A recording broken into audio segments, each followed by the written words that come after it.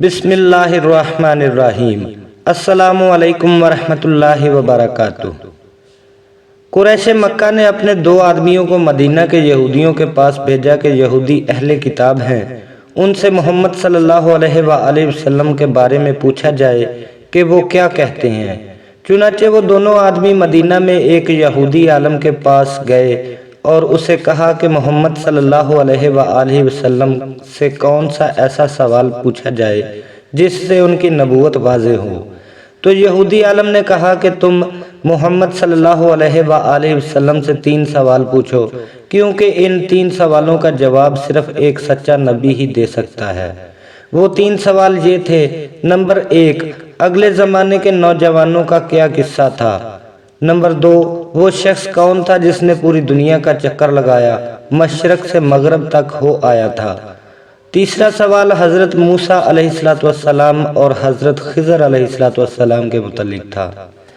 قریش مکہ نے واپس آ کر نبی کریم صلی اللہ علیہ وآلہ وسلم سے یہی سوالات دریافت کیے، جس کے جواب میں اللہ تبارک و تعالیٰ نے سورہ کہف نازل فرمائی۔ پیارے دوستو، آج کی ویڈیو میں ہم آپ کو ان تینوں قصص میں سے اصحاب کہف کا قصہ سنائیں گے۔ بتایا جاتا ہے کہ یہ واقعہ ایشیا کوچک میں رومیوں کے شہر افسس میں پیش آیا تھا، جبکہ آج کے دور میں موجودہ ترکی کے شہر سمرنا میں اس کے کھنڈرات پائے جاتے ہیں۔ افسس شہر میں دقیانوس بادشاہ کی حکومت تھی، جس نے 229 عیسوی سے 251 عیسوی تک روم پر حکمرانی کی تھی۔ دقیانوس ایک ظالم و جابر اور بت پرست بادشاہ تھا۔ اس نے اپنے دور کی حکومت میں اہل ایمان پر ظلم و ستم کے پہاڑ توڑ دیے تھے۔ کہا جاتا ہے کہ یہ چند صاحب ایمان نوجوان تھے اور اپنے باپ داداؤں کے ساتھ عید منانے شہر کے ایک میلے میں گئے تھے۔ وہ شہر اس وقت شرک اور بت پرستی کا بہت بڑا مرکز تھا۔ وہاں ایک ڈائنا نامی بت کا مندر تھا، جس کی پوجا کرنے کے لیے شام، مصر، فلسطین سے بھی لوگ وہاں جایا کرتے تھے۔ ان صاحب ایمان نوجوانوں نے وہاں شرک و بت پرستی کے جو نظارے دیکھے تو ان کا دل کھٹا ہو گیا، اور ان کے دل میں خیال آیا کہ عبادت تو صرف ایک اللہ کی ہونی چاہیے، ذبیحے وغیرہ تو ایک اللہ ہی کے نام پر ہونے چاہیے۔ یہ سوچ کر یہ لوگ انفرادی طور پر اس میلے سے الگ ہو کر ایک درخت کے نیچے آ کر بیٹھنے لگے۔ پہلے ایک آیا، پھر دوسرا، پھر تیسرا، اسی طرح یہ سب لوگ ایک جگہ درخت کے نیچے جمع ہو گئے۔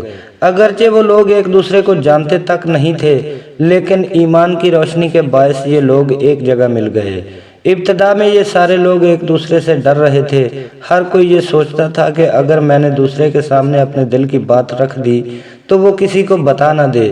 بالآخر ان میں سے ایک نے کہا، دوستو، کوئی بات تو ہے کہ ہم اس سارے میلے ٹھیلے اور فضولیات کو چھوڑ کر یہاں آ کر بیٹھ گئے ہیں۔ میرا خیال ہے کہ ہر ایک اپنے دل کی بات بتائے کہ کس بات نے اسے باپ داداؤں اور قوم کے اس میلے ٹھیلے اور رسم و رواج کو چھوڑ کر یہاں آنے پر عافیت سمجھی۔ پھر ایک بولا کہ مجھے اپنی قوم کے رسم و رواج اور بت پرستی بالکل نہیں بھاتی، جبکہ ہمارا، تمہارا اور سب جہانوں کا مالک ایک ہے، تو اس معبود برحق کو چھوڑ کر ہم بتوں کی پوجا کیوں کریں؟ دوسرے نے بھی یہی بات کہی، تیسرے نے بھی، باقی سب نے بھی اسی بات کی تائید کی۔ اس طرح ان لوگوں نے اپنے دل کی بات ایک دوسرے سے کہی۔ اب چونکہ یہ سب لوگ مذہبی، نظریاتی اور روحانی طور پر ایک ہو چکے تھے، اس لیے فطرتی طور پر ان میں ایک تعلق قائم ہو گیا اور محبت پیدا ہو گئی۔ پھر انہوں نے ایک جگہ مقرر کی اور وہاں آ کر ایک دوسرے سے ملتے اور ایک اللہ کی عبادت کرتے۔ آہستہ آہستہ لوگوں کو ان کے بارے میں پتہ چل گیا۔ پھر ایک دن لوگوں نے ان کو پکڑا اور بادشاہ دقیانوس کے سامنے پیش کیا۔ بادشاہ کو شکایت کی کہ ان لوگوں نے باپ داداؤں کا دین چھوڑ دیا ہے اور گمراہ ہو گئے ہیں۔ بادشاہ نے جب ان صاحب ایمان نوجوانوں سے پوچھا کہ تم نے ایسا کیوں کیا ہے، تو انہوں نے بڑی دلیری اور صاف گوئی سے اللہ تبارک و تعالیٰ کی وحدانیت کا اقرار کیا اور کہا کہ ہمارا اور تمہارا رب وہی ہے جس نے آسمان اور زمینوں کو بنایا ہے۔ یہ ناممکن ہے کہ اس کے سوا ہم کسی اور کو اپنا معبود بنائیں۔ اب ہم سے یہ نہ ہو سکے گا کہ ہم اس کے سوا اور کسی کو پکاریں۔ یہ نہایت باطل چیز ہے، ہم اس کام کو نہیں کرنے والے۔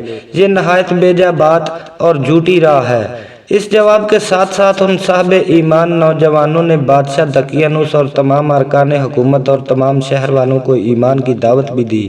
ان کی اس صاف گوئی اور دلیرانہ گفتگو کو سن کر بادشاہ دقیانوس بہت غضبناک ہوا اور ان سے کہا کہ تم اپنے ایمان سے نہ پھرے تو میں تمہیں سخت سزا دوں گا۔ ان صاحب ایمان نوجوانوں نے جب یہ محسوس کیا کہ ہم یہاں رہ کر اپنے دین پر قائم نہیں رہ سکتے تو پھر انہوں نے اپنے ماں باپ رشتہ داروں کو چھوڑنے کا فیصلہ کیا اور ایک روز یہ لوگ موقع پا کر اس بستی سے بھاگ نکلے اور پہاڑ کی ایک غار میں چھپ گئے۔ بادشاہ اور اس کی قوم نے ان کو بہت ڈھونڈا لیکن ان کو کہیں نہ پا سکے۔ ادھر صاحب ایمان نوجوانوں کا معاملہ یہ ہوا کہ جب وہ بستی سے نکلے تو ان کا کتا بھی ان کے ساتھ تھا۔ یہ چھپتے چھپاتے ایک پہاڑ کے غار میں چھپ کر بیٹھ گئے جبکہ ان کا کتا غار کے منہ پر بیٹھ گیا۔ تھکن کے باعث وہ اس غار میں لیٹ گئے اور وہاں اللہ تبارک و تعالیٰ نے ان پر ایک طویل نیند طاری کر دی۔ ایسے میں اللہ تبارک و تعالیٰ نے لوگوں کو ان سے دور رکھنے کے لیے دو انتظامات کیے۔ ایک یہ کہ جو کتا ان کے ساتھ آیا تھا اور غار کے دہانے پر بیٹھ گیا تھا، رب تعالیٰ نے اس پر بھی نیند طاری کی اور کتے کو ایسی حالت میں بٹھا دیا کہ دور سے دیکھنے والے کو یوں محسوس ہو کہ کتا بالکل چوکو چوبند بیٹھا ہے اور کسی چیز کی نگرانی کر رہا ہے۔ اس طرح لوگوں پر یہ تاثر قائم ہوا کہ شاید اس غار میں کوئی خطرناک ڈاکو ہیں اور یہ کتا ان کا ہے۔ اس خوف سے کوئی بھی غار کے نزدیک نہ گیا۔ دوسرا انتظام رب تعالیٰ نے یہ کیا کہ ان صاحب ایمان نوجوانوں نے جس غار کو منتخب کیا تھا وہ شمالاً جنوباً واقع تھا، جس کی وجہ سے سورج کی روشنی کسی موسم میں بھی غار میں نہ جاتی تھی اور غار میں ہر وقت اندھیرا رہتا تھا۔ ایسے میں اگر کوئی آدمی غار تک پہنچ بھی جاتا تو غار کے اندر جھانکنے سے اسے کچھ نظر نہ آتا تھا۔ پھر ایک خاص مدت کے بعد، جس مدت کا اللہ تبارک و تعالیٰ ہی بہتر جانتے ہیں، لیکن کم و بیش یہ صاحب ایمان نوجوان 300 سے 900 سال تک سوئے رہے۔ جب اللہ تبارک و تعالیٰ نے ان کو بیدار کیا تو انہیں بالکل بھی اندازہ نہ تھا کہ وہ کتنی دیر سوئے ہیں۔ بیدار ہونے کے بعد انہوں نے ایک دوسرے سے پوچھا کہ ہم کتنی دیر سوئے ہیں۔ ان کے خیال میں وہ ایک دن یا اس سے بھی کم دیر سوئے تھے۔ بہرحال پھر ان کو بھوک محسوس ہوئی، اس لیے انہوں نے بازار سے کچھ کھانے پینے کا سامان منگوانے کا ارادہ کیا اور اپنے ایک ساتھی کو کچھ درہم دے کر بازار بھیجا کہ کچھ کھانے پینے کو لے آئے۔ جب وہ صاحب ایمان نوجوان بازار گیا تو اسے سب کچھ بدلا بدلا سا لگا، کیونکہ اس کے مطابق وہ ایک دن یا اس سے بھی کم دیر سوئے تھے۔ اس نوجوان نے سمجھا کہ شاید میری طبیعت ہی ٹھیک نہیں ہے اور مجھے جلد از جلد سودا لے کر شہر سے نکل جانا چاہیے۔ پھر وہ ایک دکان پر جا کر سودا لینے لگا۔ سودا لیا اور دکاندار کو سکے دیے تو دکاندار حیران رہ گیا۔ دکاندار نے سمجھا کہ شاید اسے کوئی پوشیدہ خزانہ ملا ہے۔ اس نوجوان سے پوچھا کہ آپ کو کوئی پوشیدہ خزانہ ملا ہے؟ تو اس پر نوجوان نے کہا نہیں، یہ سکے ہمارے ہیں اور کل شام کو ہی ہم اس شہر سے گئے تھے۔ کیا یہاں کا بادشاہ دقیانوس نہیں ہے؟ یہ سن کر تمام لوگ ہنسنے لگے اور اس نوجوان کو پاگل سمجھنے لگے کہ دقیانوس کو مرے ہوئے تو سینکڑوں سال گزر گئے ہیں۔ بالآخر اس کو بادشاہ کے سامنے پیش کیا گیا۔ مورخین کے مطابق اس بادشاہ کا نام تیندوسس تھا اور یہ بادشاہ صاحب ایمان تھا۔ اس نوجوان نے اپنا سارا قصہ بادشاہ کو کہہ سنایا۔ بادشاہ اور درباریوں نے انتہائی حیرت کا اظہار کیا۔ پھر ان کو پتہ چلا کہ یہ وہی چند صاحب ایمان نوجوان ہیں جن کے بارے میں ہم نے اپنے بزرگوں سے سنا تھا کہ وہ اپنا ایمان بچانے کے لیے کہیں روپوش ہو گئے ہیں۔ آنن فانن یہ خبر سارے شہر میں پھیل گئی کہ دقیانوس بادشاہ کے دور میں جو صاحب ایمان نوجوان روپوش ہو گئے تھے اب وہ ظاہر ہو گئے ہیں۔ بادشاہ نے اس نوجوان سے کہا کہ مجھے اپنے دوسرے ساتھیوں کے پاس لے چلو۔ چنانچہ وہ نوجوان بادشاہ کو لے کر وہاں پہنچ گیا، جبکہ بادشاہ کے ساتھ لوگوں کا ایک بہت بڑا مجمع بھی تھا۔ جب یہ لوگ غار میں پہنچے تو اس نوجوان نے سارا ماجرا اپنے ساتھیوں کو سنایا۔ پھر انہیں پتہ چلا کہ ہم ایک طویل عرصے تک سوئے رہے ہیں۔